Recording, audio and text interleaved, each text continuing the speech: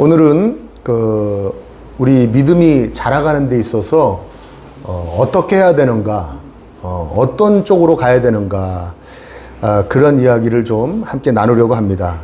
이 시대적 배경은 여러분 지난주에도 간략하게 말씀을 드렸지만 이 유다가 멸망해서 바빌로니아로 다 끌려갔죠. 끌려갔는데 바빌로니아 제국이 페르시아라는 제국에게 멸망당하고, 페르시아 제국의 초대 왕 고레스가 야 너희들 가서 다시 성전도 짓고 그리고 예루살렘에 가 살아라 하고 이제 포로 귀환을 시켜줬죠. 1차 귀환하고 2차 귀환해서 성전도 지어지고 성벽도 어느 정도 세워졌다 이렇게 생각을 했는데, 어떠한 연유에서 모르게 성벽이 허물어졌습니다. 다 회파됐어요. 그 소식을 들은 느헤미야가 바로 페르시아 제국의 왕의 수를 받들어 모시는, 오늘날로 얘기하면 경호실장, 비서실장 정도 되는 고위 관료였는데, 이 사람이 왕에게 어떻게 해서 이제 허락을 받아서 제가 다시 가서 성벽을 짓고 거기 좀 살펴주면 안 되겠습니까? 그래서 모든 지원을 받아가지고 느헤미야가 옵니다. 느헤미야가 와서 예루살렘에서 성벽을 막 지어요. 백성들하고 같이 합심해서 지었는데 거의 다 지을 때쯤 되었을 때 일이 오늘 본문의 이야기입니다. 이 당시에는 예루살렘 성벽이 세워지는 것을 굉장히 싫어하는 사람들이 있었는데, 그 어떤 사람들이냐면 이방인 출신이거나 이방인의 피가 섞인 유태인들이 이미 여기서 기득권을 꽉 쥐고 살았단 말이에요. 그런데 느헤미야라는 페르시아에서 고위 관료를 지내던 총독이 왔으면 힘이 어디로 몰리겠습니까? 느헤미야에게 다 몰리죠. 거기다가 느헤미야가 성벽까지 완성했다? 그러면 이스라엘의 영웅이 되는 거 아니겠습니까? 그러면 자기들이 가지고 있는 힘이 느헤미야한테 다 넘어가는 것을 우려한 그 기존의 기득권 세력들이 대개 이방인 출신들이고요. 여기에 보면 도비야, 산발랏 이렇게 이름이 나오는데, 이 사람들이 이 성벽이 거의 완성될 쯤 되니까 그전에도 방해를 했지만 아주 총공격을 합니다. 느헤미야를. 오늘 본문에 읽진 않았지만 첫 번째 공격은 뭐냐면, 우리 저기 한적한 곳에서 회담하자고, 만나자고, 그 한적한 곳으로 와라, 이렇게 4번이나 시도를 합니다. 왜 한적한 곳으로 오라고 그랬을까요? 암살하려고 했던 거예요. 그러니까 도비야가 안 갑니다. 야, 내가 지금 할 일이 얼마나, 느헤미야가 안 갑니다. 내가 지금 할 일이 얼마나 많은데 자리를 비우냐? 나 그럴 여유로운 시간, 너희들하고 대화할 시간 없다라고 잘라버려요. 두 번째는 뭐라고 하냐면, 이미 너 성벽 쌓는 걸 페르시아에서 반란으로 간주하고 있다. 너 이렇게 성벽 쌓으면 우리 페르시아 왕이 와가지고 우리 다 그냥 박살을 낼 거다. 그럼 너도 죽고 우리도 죽고 다 죽으니까 성벽 쌓지 말자. 이렇게 협박을 해요.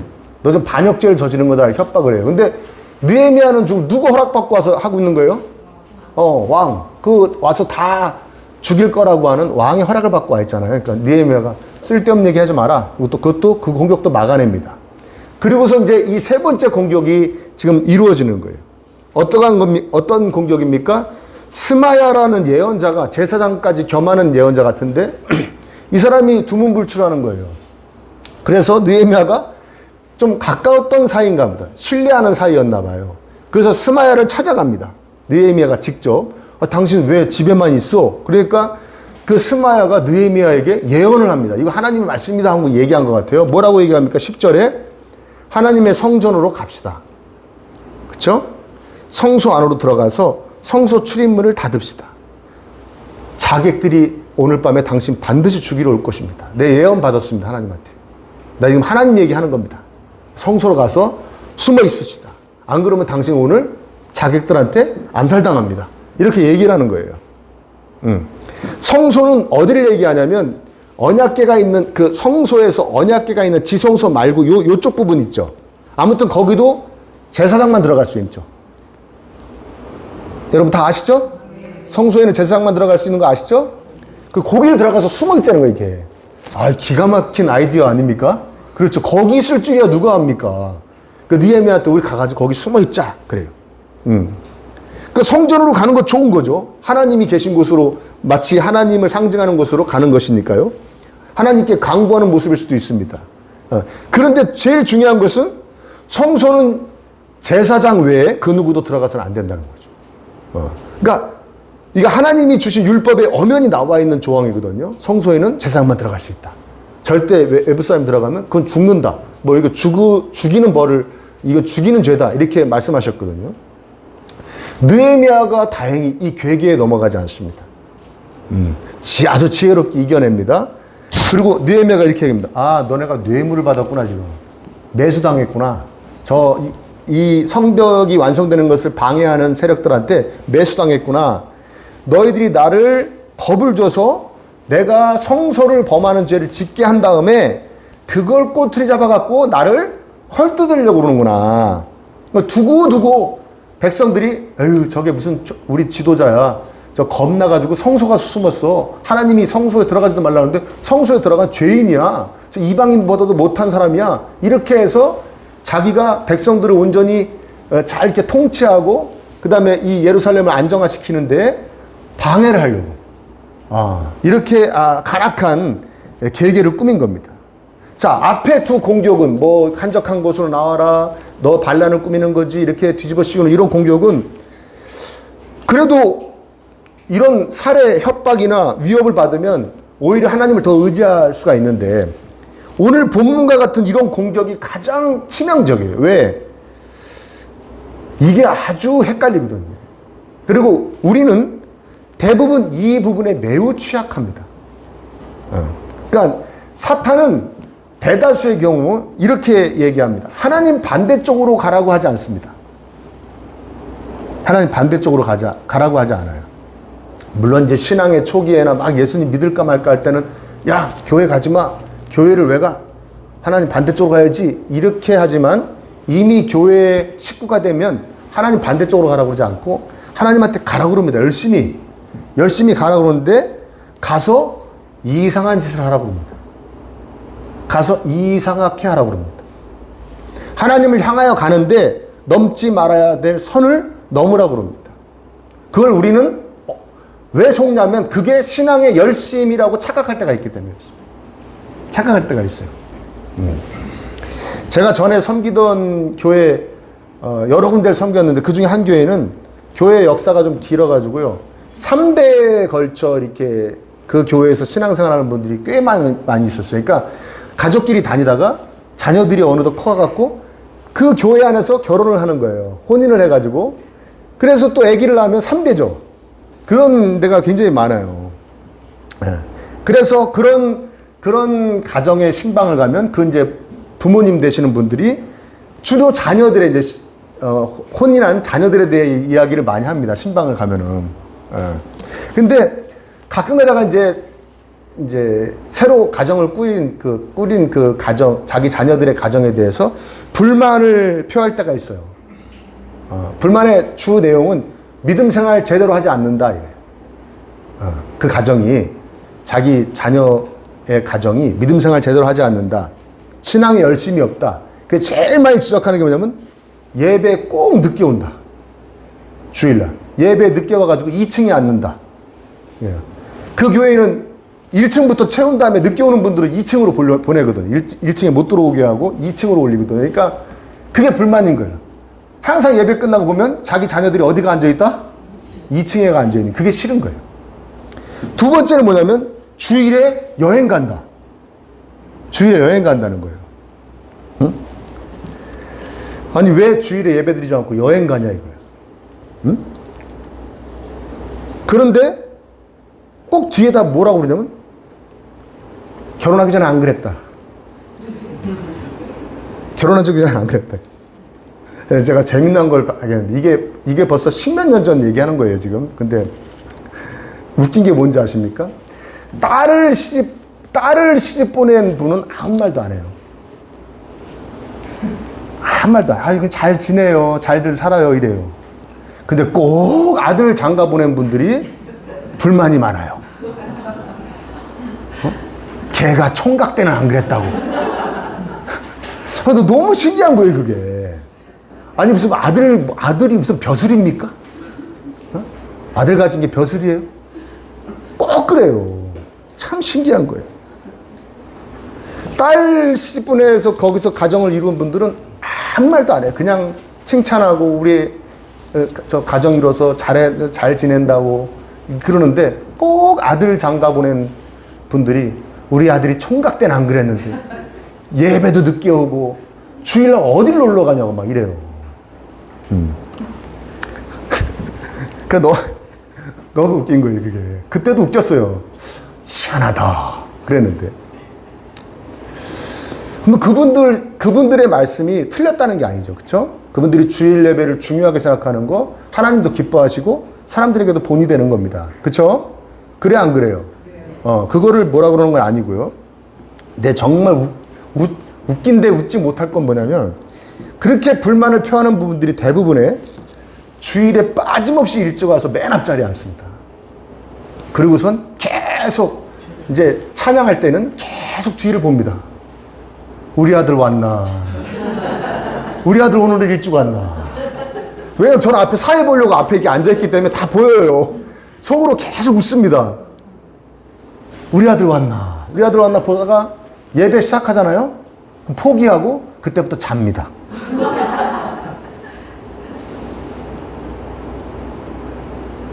여러분, 웃기죠? 근데 어떻게 보면 이게 웃으면 안 되는 거예요. 기가 막힌 노릇 아닙니까? 예배 일찍 오면 뭐하고, 어디 한번 안 가고 예배 매번 드리면 뭐합니까? 예배 맨날 참석하면 뭐합니까? 맨날 자는데. 그쵸? 예배 안 드린 건데. 차라리 그 자녀들이 늦게 오서라도 정말 깨어서 신령과 진정으로 예배 드리고, 가끔 어디 여행 가더라도 여행 안 드릴 때 정말 하나님 간절히 매달리면서 예배 드리는 게 더 하나님 보시기 예쁘지. 매주 한 번도 빠짐없이 매번 일찍 와갖고 맨 앞에 와가지고 잔다? 그러니까 기가 막힌 노릇이잖아요. 그러니까 아까도 얘기했지만 하나님께로 향하는 거예요. 열심을 냅니다. 근데 뭔가 이상한 거예요. 이상하게 드리는 거예요. 그렇죠? 여러분, 예배는 참석하는 데 의미가 있는 게 아니죠. 예배는 하나님께 잘 나의 모든 것을 하나님께 올려드리는 데 의미가 있을 줄 믿습니다. 그렇죠? 구약의 이스라엘 백성들 그렇게 하나님이 책망하셨는데요. 제사는 꼬박꼬박 드렸어요. 다만 우상하고 겸하여서 섬겨서 그렇죠. 무슨 말인지 되십니까? 뭘 꼬박꼬박 빠짐없이 열심히 한다는 걸 하나님이 받으신다고 생각하시면 안 됩니다. 그게 제대로 된 거예요. 제대로 된 거. 아멘? 예. 내가 이렇게 피곤한데도 예배를 빼먹지 않고 드렸다가 중요한 게 아니라, 물론 그것도 중요하지만 더 중요한 건 그래서 와서 어떻게 할 것인가요? 그렇게 와서 예배 자리에서 내가 어떻게 할 것인가? 응? 그런 게 많아요. 하나님을 향한다고 하면서 예를 들어서 봉사하고 구제하는데 막 티나게 하려고 그러고 폼나게 하려고 그러고 그런 거 있지 않습니까? 내가 한 게 알려지게 하려고 그러고 이런 마음. 그렇죠? 여러분 전도는 안 해봐서 뭐 예를 들어도 잘 모르죠. 그러니까 상상만 해보자고요. 상상. 예를 들어도 뭐 다 안 와닿으실 테니까 상상을 해보는 거예요. 지금부터. 전도를 내가 딱 하는데 내가 직장 다니는데 내가 우리 회사 대표를 정말 전도하기 힘들지만 전도해서 이 사람이 나를 따라와서 복음을 받아들이고 예수 그리스도를 믿는 그리스도인이 됐어요. 우리 회사 대표가 상상만 해도 좋죠. 그래서 이 대표가 나를 평생 은인으로 생각하는 거예요. 뭐 김대리 때문에 김 과장 때문에 내가 그리스도인 됐어. 내가 이 은혜는 평생 안 잊을 거야 하고 이제 이렇게 이어지는 거 생각만 해도 황홀하죠. 학생들은 교수님, 나 추천서 줄 교수님을 내가 인도해가지고 예수님 믿게 됐다 이거예요. 전도해가지고. 그쵸? 근데 우리 동네에 정말 못 사는 사람이 있어. 정말 못 사는 사람. 의식주가 잘 안 되는 사람. 그 사람 내가 전도해. 전도해서 어떻게 다 예수님 믿게 됐어. 내가 평생 이제 주일마다 태고 다녀야 돼.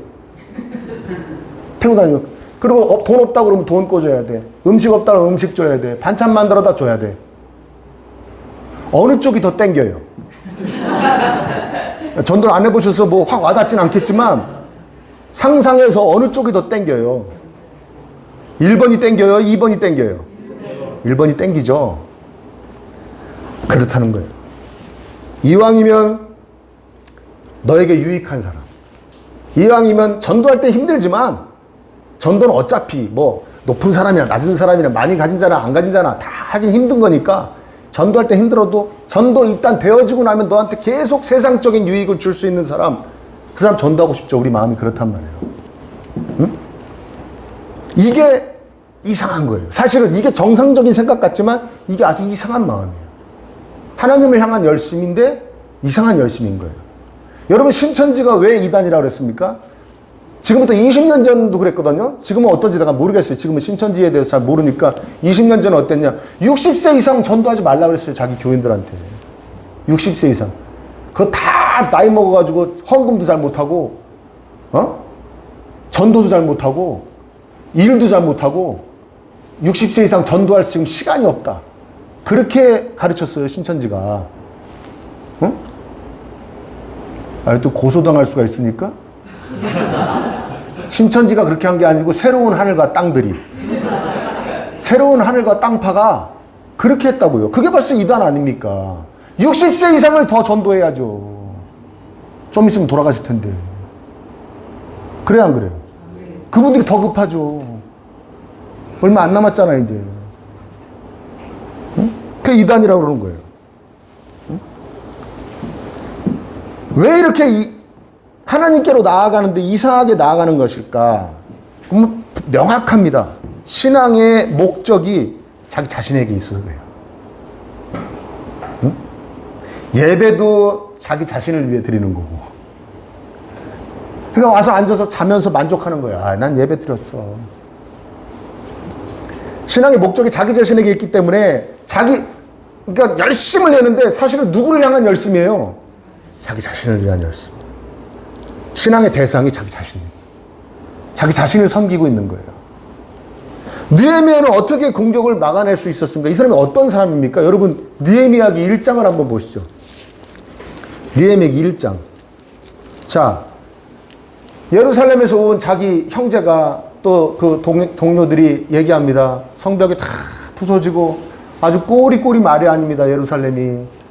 성정 문짝은 다 불타고 다 아무것도 없습니다. 그러니까 느헤미야가 그 말을 딱 듣더니 페르시아에서 떵떵거리고 사는 이 고위 관료가 어떻게 합니까? 4절 한번 보세요. 시작. 이 말을 듣고서 나는 주저앉아서 울었다. 나는 슬픔에 잠긴 채로 며칠 동안 금식하면서 하늘의 하나님께 기도하여. 아멘. 이 사람은 하나님 나라의 백성에 온 신경이 가 있는 사람이고, 그럴 수밖에 없는 게 그 뒤에 계신 하나님께 모든 포커스가 맞춰져 있는 사람이기 때문에 그래요. 이해되십니까? 내가 총독으로 여기 예루살렘에 와서 총독으로 이름 떨치고 부와 권력을 누리기 위해서 온 게 아니에요. 이 사람은 그래서 온 게, 그랬으면 아예 안 왔죠. 이해되십니까? 거기 페르시아에서 대통령 비서실장으로 그냥 있지, 왜 여기까지 시골에 왜 총독으로 옵니까? 이 사람이 위험하게. 이해되시죠? 그러니까 이 사람 모든 포커스가 하나님에게 맞춰져 있기 때문에 내가 하나님 잘 섬기다가 죽으면 죽지 내가 성소를 왜 들어가냐? 물론 내가 성소에 들어가 숨으면 나는 안전할 수 있겠지만 내가 하나님께 어떤 죄를 짓는 거냐? 나는 나의 삶의 목적에 내가 아니고 하나님이기 때문에 나는 그런 일을 할 수가 없어. 그리고 내가 하나님 잘 믿는 백성이라고 그러면서 도망만 다니다가 성소까지 들어가면 하나님의 이름을 얼마나 욕되게 하는 거냐? 나는 그런 일을 할 수 없어. 그리고 이 괴계를 이겨낸 거예요. 이해되십니까? 누구를 섬기고 있기 때문에? 느헤미야는 하나님을 신앙의 대상이 하나님. 그래서 이 괴계를 이겨낼 수 있었던 거예요. 신앙의 대상이 자기 자신인 사람은 이 괴계를 이겨낼 수가 없어요. 왜? 자신한테 그게 훨씬 유리하고 안전하니까. 성소로 들어가는 거죠. 다른 제사장 따라 들어가는 겁니다. 무슨 말인지 이해되십니까? 그렇죠. 하나님의 말씀을 어기면서 나는 성벽을 지을 수가 없다. 나의 안전을 도모하면서 성벽을 지을 수는 없다. 하나님 말씀대로 지어야 된다. 왜? 나는 하나님을 위해 하는 거니까. 응? 여러분 중에 이렇게 생각하시는 분들이 있을지 몰라요. 그래도 하나님을 안 섬기는 것보다는 낫지요. 그렇죠. 나를 위해 섬기던, 하나님을 위해 섬기던, 교회 안 다니는 것보다 낫죠. 그렇죠. 낫겠죠. 뭐. 그런데 어느 정도 초신자 땐 그렇다 하더라도 어느 정도 시간이 지나면 우리가 변해야죠. 내가 신앙의 대상이었던 게 하나님의 신앙의 대상으로 변해야죠. 하나님을 섬긴다 하면서 계속 자신만을 섬기고 있으면 그건 문제죠. 그건 잘못된 거죠. 왜 그러면 안 되냐? 참다운 성장을 못해요. 자라지를 못해요. 그러니까 나를 위한 하나님이 계신데 내가 믿음이 성장한다 이렇게 생각하는 거예요. 나를 위해 이분을 더 간절히 붙잡아야지. 아, 내가 믿음이 컸구나 이렇게 생각하는 거예요. 근데 하나님 보시기에는 너 뭐하냐? 어? 여전히 나는 너의 목적이 아니라 수단이 되어 있는데 네가 뭘 잘하냐? 그냥 너의 열심만 큰 거지. 근데 우린 그거를 믿음이 자랐다고 생각하는 거야. 아까 우리 애들 총각 때는 안 그랬는데 결혼하더니 이상해졌다 그러면서 자기는 예배 자는 그 열심이 다 이렇게 해서 만들어진 열심이에요. 대상은 안 바뀌었어요. 신앙의 대상이 나로부터 하나님으로 변해야 되는데 그건 안 변하고 자기 자신 놔둔 상태에서 열심만 보이는. 근데 자유하는 거죠. 아, 내가 그래도 옛날보다 믿음이 좋아졌어. 예배도 더 많이 참석해. 더 철저하게 참석해. 기도도 더 많이 해. 무슨 말인지 되십니까? 변해가야 합니다. 나에게서 신앙의 대상이 나에게서 하나님으로 변해가야 돼요. 바뀌어야 돼요. 그래야 건강하게 성장합니다. 여러분 목적이 얼마나 중요하냐면 하나님이 우리를 얼마나 예민하게 만드셨는지 인간을요. 여러분 이런 얘기 들어보셨을 거예요 아마. 사람이 우리가 걷지요. 걷잖아요. 그렇죠? 이게 운동이다. 지금 나 지금 운동하는 거야 하고 걷는 것하고 나 지금 걷는 건 운동되려고 걷는 거야 하고 늦었네. 빨리 가야지. 회사 늦었다. 학교 늦었다 하고 걷는 것하고 걷는 건 똑같죠. 걷는 양도 똑같죠. 근데 효과는 완전히 극명하게 차이나요. 이거 운동이야 라고 생각하면서 걷는 거하고 회사 가야지, 학교 가야지 하고 걷는 것하고는 효과는 운동의 효과는 완전히 이건 거의 효과가 없다. 근데 운동이다라고 생각하고 걷는 건 굉장히 큰 효과가 난다는 거예요. 들어보셨어요? 응? 자, 몸과 생각이 이렇게 밀접하게 신비롭게 연결되어 있다는 거 하나님의 작품이죠. 그렇죠? 아주 신비로운 일이죠. 그러면 생각해 보십시오. 나는 하나님을 위해 살아 하는 것하고 나는 나를 위해 살아 하는 것하고 어떻게 같을 수가 있겠습니까? 어떻게 같은 결과, 같은 효과가 나올 수 있겠습니까? 한번 생각을 해보십시오. 응? 너를 섬기는 삶에서 자유하기를 원한다. 그래서 예수님이 이 땅에 오신 줄 믿습니다. 너만 섬기고 싶지. 너가 제일 중요하고 그냥 너지. 조금 확대해봐야 니네 집이지. 거기서 난 너가 자유하기를 원해. 이제 너보다 너를 더 사랑하고 너보다 너가 더 잘 되기를 원하는 분을 위해 한번 살아봐. 그게 얼마나 복되고 행복하고 거기에 참 자유가 있는지 참 평안이 있는지 한번 그렇게 살아보지 않으련? 하고 예수님이 이 땅에 오셔서 우리를 위해 피 흘려주신 줄 믿습니다.